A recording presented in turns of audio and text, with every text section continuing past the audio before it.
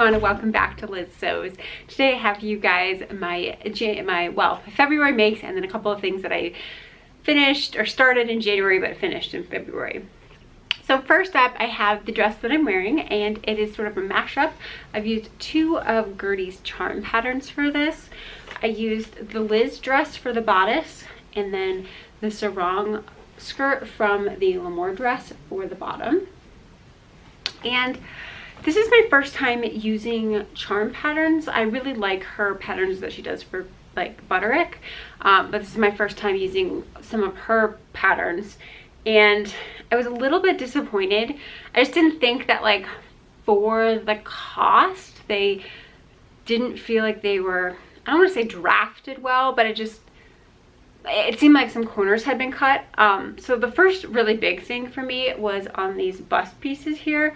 So I had made I think I made 4 muslins of this pattern, but when I did the muslins, I didn't bother pleating. I just used the lining piece for the muslin because I just was looking for size fit. And then I went to go make the actual bodice.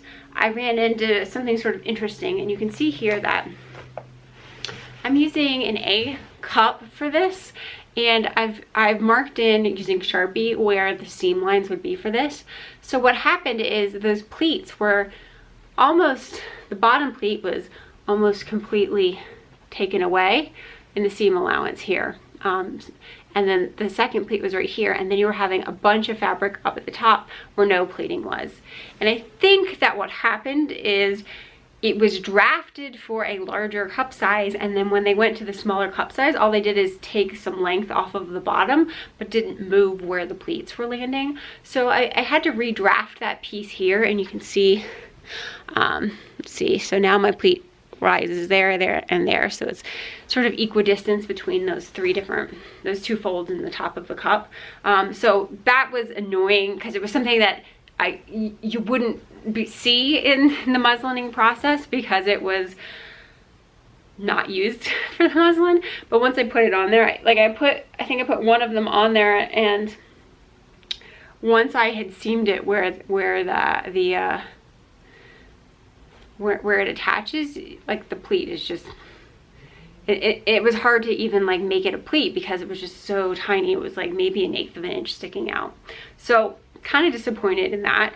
And then I would also say in the bust pieces, none of the notching lined up. So the marks between the two cup pieces didn't match up, and it wasn't that like they needed to be eased in because they were the same distance, the same length of seam. It's just that, like, it was having me attach them. Like, if I lined one up, there was no way to line the other one up, and then the ends wouldn't line up. It was bad. So I had to redo all of my notch markings. I think the rest of the bodice was fine, as well as the skirt. So I'm wondering if, I think I had read somewhere that she had somebody else draft the bust or the cup pieces, and I think that person just wasn't very good at grading between the different sizes to make sure that it still looked like the same pattern, no matter what size you were. So in terms of sizing, I think I made a 10 at the top, and I graded to an 8 at the waist. And then I used an A cup, which is of course the smallest cup that's available in the pattern. And even the A cup was quite big, and I found in the muslining process that it was too big for me. So I did reduce some of that projection. At least I knew how to do that because I make lots of bras, but I did have to, you know, make this a little bit smaller to accommodate my chest. But I am seeing some sort of cutting in up here, so I think that if I make this again, I might reduce the projection a little bit further from the bottom of the cup, and then give myself a little bit more space in the top of the cup, just so it doesn't cut in as much on me there. Though I have seen a lot of other people make this dress and they all cut in that area, so I think it might just be not just me, it's something. And then the sleeves, I took off 6/8 of an inch on the sleeves, and they're still prone to falling over, as you can tell. She suggests in her pattern to do a little elastic that runs from the front to the back, and then tack it in there and put some tension on the elastic, and that will help keep it up. So I do want to go ahead and do that later on. I just haven't got around to fixing that portion of the dress. So it sounds like I have a lot of complaints, but I don't. I really, really like how the finished dress turned out. I think it is something that is unlike anything else I have in my wardrobe, and I think this green chartreuse silk that I got from Minerva, or actually that Minerva gifted me, is perfect. I absolutely love it. I did do a little bit of like extra things in here to make life harder on myself. I don't know. So I did use cut and sew foam in the bust itself, just to give myself a little bit more padding to fill it out in between the interlining and the lining. So you can't see it at all, it's just interior structure. And then I also added boning channels into the lining of this. And so the boning channels run, see, I think there's one here and here, and then diagonal up the sides, then the side seams, and then right probably like an inch away from the zipper in the back. So it's a lot more structured than most of my dresses, which I quite like.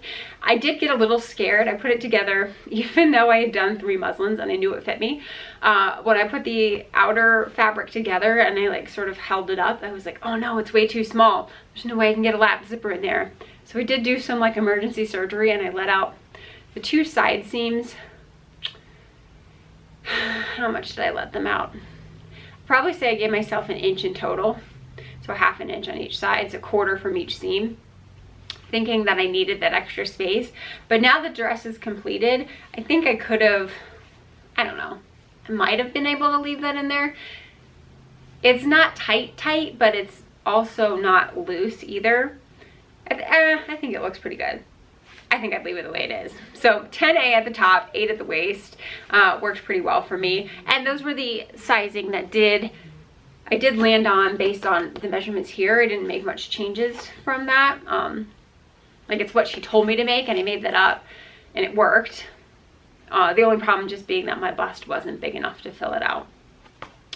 So that is this dress. And then the other thing that I had made in January but finished in February is a coat for Tony, and that uses this Vogue pattern 8940. So hopefully I am inserting a clip over here of Tony wearing this coat. This was a struggle, I'm not gonna lie. I used his measurements.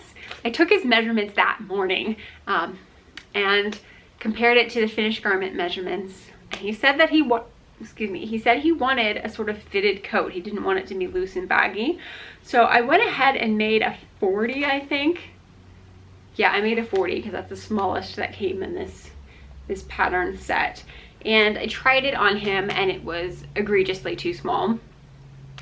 I think I ended up adding 4 inches in total. So this one was hard to add 4 inches. So what I ended up doing, again, this was before I had put the lining in, and at least I had tried it on him before I put the sleeves in. So what I ended up doing is just slashing the side of the garment, and then I inserted panels into the side that would increase my circumference to fit around him. It is still a little tight for him up on the chest, but not anything that's like noticeable. It's just like, and he still loves the coat. He wears it. He's worn it a lot since I finished it. So, I mean, he likes it. I wouldn't mind making it again. I just have to figure out what size he is. It's so weird because I make like Butterick and Simplicity patterns all the time, and I'm pretty good at guessing my size in those, but Vogue patterns I have so much trouble. Everything I make from a Vogue pattern is way too big, and everything I make for Tony is way too small. So I don't know how their fit model is for men. So the sizing was a little bit weird, but I think I got there in the end. I spent a lot more time on this than I typically would have spent on a coat for myself if it had been that poorly fitting. But I'm really happy with the end result, and he's really happy with it, and it makes me proud that he wants to wear it all the time. So pretty happy with that coat after all is said and done. So let me switch out into my next garment. So next up I have this dressing gown that I'm wearing. So I've wanted a dressing gown for a couple of years now, and I had always really loved this What Katie Did lounging robe. You can pop up the picture there. So I had purchased this peach charmeuse probably about 3 years ago from fabric.com with the intention of making that gown, dressing gown, and I just never got around to it, and I finally decided to do it now. So I veered off a little bit from what I had been talking about doing in my plans video. I went ahead and used the Sew Over It Eve dress, and I'll pop up a picture of the Sew Over It pattern. All I really had to do was extend the straight skirt, so it has like the high-low hem, and then you have like the straight the skirt that doesn't have a high-low hem. Just extended that out to be 42 inches long because that is the distance from my hip to the ground. And then for the sleeves, I've taken the 3/4 inch sleeves and I extended those out to be about 24 inches long. So that's how long my sleeves need to be for my arms. And then once I had extended them to the full length sleeve, I did 3 slashes from the wrist all the way up to the shoulder seam and spread it apart to sort of form the pattern piece for my bishop sleeve here. So when I slashed and spread, I did 3 slashes, and each one I spread apart by 4 inches. So I ended up adding an extra 12 inches around the wrist from my original straight pattern, and that's what got me these lovely sleeves. And since I knew that it was going to be a gown and I wanted something that was easy to get on and off, I went ahead and did an elasticated wristband because I thought that was something that still has that look of a bishop sleeve, but I don't have to worry about like buttons and plackets and stuff like that. And I'm really happy how it turned out. I think it looks very appropriately like 40s glamour. The only thing I don't love about this obviously is it's a little bit low cut. I am wearing a slip underneath this, a little nude slip, just because it was so low cut.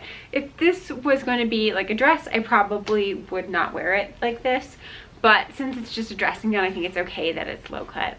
The reason that it's so low is that I went down a size from the last Eve dress I made. So I made an olive one a couple months ago, and I thought it was a little too big, so I tried to go down a full size. Well, it did not work. I think I should stick at the size that I had made last time, which is kind of annoying because it means I have to retrace out the pattern again. Like this one, obviously I can get on, but because it's a wrap dress, but it's too open for me in the front. So the next one I have to show you is a coat using some fabric that was given to me by Minerva Crafts. And if you watched my plans video, you know I was thinking about maybe making a stadium coat with this, except when it came in, it just wasn't quite the same color that I was expecting it to be, and so I like didn't want to make that stadium coat if it wasn't exactly how I envisioned it in my mind. So I picked up a different pattern that's been sitting in my stash for a while that I've never tried, and that is Simplicity 1254. And I just thought this had a really interesting collar, and so I thought it was worth giving a try if it didn't work out. I didn't really care too much about this fabric. So I do think the collar is really structural and nice. You do have to like mess with it a bit to get it to look like perfect. It's more of that crumply look, and it has the option of going up into a hood, but there's not quite enough fabric for it to be a hood. So like it would work if you're like trying to dash in from your car from the rain and you're just trying to save yourself from getting hit by some rain, but it's not like a fully functional hood. This snaps here and then it sort of lays down into just this really big collar, but then of course you have the snap here that shows up. So let's see. I did use I think it's called like a two-way separating zipper, so a zipper that separates from the top and the bottom, and that's because I've made a couple of slimmer coats like this before, and I've had some issues that like when I sit down I feel like it's pulling across my hips. So I'm really happy that I did that because it definitely, you can see right now because I'm sitting down on the ground, I have it unzipped, but it can go all the way down when you stand up for a little bit more of a streamlined look. I did follow the directions on the pattern, but the zipper does feel like it's opposite the way it should. Like I would expect the over flap to be on this side and the under flap to be on this side, like this. So next time I make it, I'll just have to keep that in mind, that I think that it's opposite of the way it should, and I would do it the other way the next time. For the lining of the coat, I was really excited. I had some just regular, I think like cream off-white lining that I was going to put in it, but I just didn't love the lining together, and I was like going through my stash of silky fabrics, and I had forgotten I even owned this fabric. It was something I bought like way in the beginning of my sewing journey, and I had tried sewing with it, and at the time I just did not have the skill set to handle this crepe de chine, and so I just shoved it in the back. Well, it was like fate. It like fell out of my fabric stash right onto the wool, and I was like, this is the perfect lining fabric. So I'm really happy I got to use it. But it's this like chocolatey background with these purple birds on it, and I just thought it went beautifully with this wool. Like, there couldn't have been a better match if I had planned it. So really excited about the lining of the coat. So all in all, I'm glad I got this to try. I think the collar is interesting. I might utilize this collar somewhere else. I think it would be cool if, instead of doing these like large snaps, if I could do like an internal magnet, and then you could have a couple of different ways. So the one thing that I didn't particularly like about this pattern is I had read a lot of reviews ahead of time, and everyone said that it was sized really true to size, but I did not find that to be the case. So because everyone said that they actually ended up needing the size that the pattern envelope suggested, so I went ahead and made a 16, which is the size that my measurements correspond to. I had way too much fabric in the back. Now I will say this upper chest area is fit really well. If anything, I might need like a little bit more space in my upper back, but like my waist was like, it just like it hung off of my shoulder blades like a tent. Like, it really was not very good, and considering that's like princess seamed in the front and the back, I just couldn't do that. So I ended up putting it onto my dress form inside out, and then sort of like pinching out all of the excess fabric. And I can sort of pop a picture here. So like pinched all that excess fabric out. This was when it was just a shell before I put the lining in. Put pins in there, and then I just sewed that up the back, snipped that, and cut it open. So I ended up taking about 4 inches, I want to say, from the waist down. Well, starting at the shoulder at nothing, and then grading 4 inches out of the waist down through the hips to the bottom of the coat. So that is all of the like clothing garments that I've sewn this month, so we can move into the lingerie. The first piece of lingerie that I made is using a bra kit that I purchased from Bra Builders, and this is one of their limited edition kits, and this is called the Midsummers or Midwinters Kit. So the Midsummers Kit comes with this really gorgeous topaz, which is like buttery yellow fabric, and then if you got the Midwinters version, it came with all pewter. So what I've done is I've done the straps in pewter, and then a lot of all the elastic and the hook and eye closures are in pewter. And then I did yellow for the main fabric and the back band, and then it has this really, really pretty lace here, which is that sort of like yellow and icy blue. But I'm really excited how this turned out. This is the first time I've sewn with micro duoplex, and I did have some difficulties on my machine. The machine didn't love the fabric, so I reached out to Sue over at Bra Builders, and she sent me some needles and some other things, suggested that I should try to sort of make it easier to work with the micro duoplex. So I do want to give it a try, because I like that it's a little bit lighter weight than regular duoplex. The duoplex that I get from Bra Maker's Supply tends to be really heavyweight and something that I can't wear in the summer just because it's a robust fabric. And this fabric has the same like durability to it. Like, I don't need to line it. I did go ahead and line the bridge in this, but I don't think I needed to.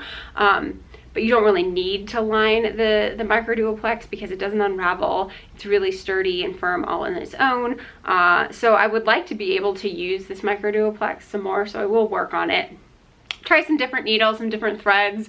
I've heard to use some tearaway stabilizer when you're starting the steam. So I have a lot of options of things to try, but this is the first go. Oh, and this is the Chloe pattern from the Bra Makery. This is like, I think, my 3rd wearable Chloe that I've done. I kind of like it. I do think I need to work a little bit more. I think I need to move the straps towards the center a little bit, because I think this underarm portion is cutting in on me, but it's still wearable, but that's something I need to change moving forward in that pattern. So the next thing I made was for Valentine's Day. And I gave you guys an option of 2 different laces, and this black and red lace one pretty much hands down. People were really excited about it. And I'm actually kind of glad that I did this black and red lace, because I did see a lot of that pink rose lace on Valentine's Day, so it's nice to be just a little bit different. So for this one, I've used the Orange Lingerie Berkeley Bra pattern, and I haven't done a Berkeley in a really long time. I think the Berkeley is very similar to Black Beauty in that way that 2-piece cup is formed, and it's a shape that works really well for me. So I'm pretty happy with how this turned out. I did elongate the bottom band by an extra 1/2 inch just because I wanted to show off the roses a little bit more, and then I mirrored it up across the center bridge area right here. And then for the interiors, I used some black cut and sew foam that I purchased from Beware, and I put that in there, and I think that gives you a really nice shape. I'm really getting into using cut and sew foam a lot more lately. I used to not want to use it because I was like, you know what, I don't have a lot of a chest. I don't have anybody that I was trying to impress, and so I thought I didn't want a padded bra. But I'm really liking cut and sew foam now because it's really thin, so it doesn't really add a whole lot of bulk there, but it does give me a nice round shape that I think looks really nice under more lightweight knit clothing like a t-shirt and stuff like that. So that is the bra. I did go ahead and use red findings just around the underarm because I didn't have quite enough black, but I thought the red picked up nicely with the red roses in there. And then after I finished that, I went ahead and made a pair of matching underwear. So the lace is a non-stretch embroidered tulle, so I couldn't exactly use it for underwear. So what I did is I cut out the rose motifs and then appliqued them onto some stretchy fabric. So here's the front of the underwear with, you know, this cluster of like 3. Actually, it's a little off to the side there in the underwear as it's worn, and then I just did 1 solitary rose in the back on the center of the bum. And then for the waist, I used just this thin, actually it's really hard to show you here, I'll just pop up a picture of the underwear. So I used some lace that I got in various Beware mystery boxes for the leg holes and then around the waist. And so I thought that looked, it matches because it has that same like flower motif, but it's not like matchy like exact match. So I kind of like that aspect of this set. And then the last bra that I made is another Black Beauty bra. So this is using I had purchased this kit that has this embroidered tulle in it. I purchased it last summer and I made a bra from it over here. And I really love that bra, but I had a lot of this tulle left over, so I kind of wanted to make another one, but I didn't want it to be exactly the same. So what I've done is I've taken my Black Beauty cups that I've modified from using a plunge wire, so they're about 1 inch shorter, and I put them into a regular frame, and then that gives you this sort of like triangle cutout here, and then I added a strap of fold over elastic on the top where the cup top would have been, and I think it gives it a really interesting effect. So I used this moss green fold over elastic that I got from the Tailor Made Shoppe, and you know, all the lace the tulle came from Emerald Erin's shop in the kit, and then I just had other like random pink and nude findings that I used to make up the rest of the bra. So I'm really happy how this turned out. I think I'm happy that I got to use more of that fabric just because I didn't want it to go to waste, and it's not something that's an exact copycat of a bra that I already own. It has a little bit different look to it, so really happy how that turned out. I don't know if I would necessarily do this modification again because I'm not super into the strappy look, but I think it's always fun to play around and sort of try different ways to make the same pattern stretch a little bit further and look a little bit different.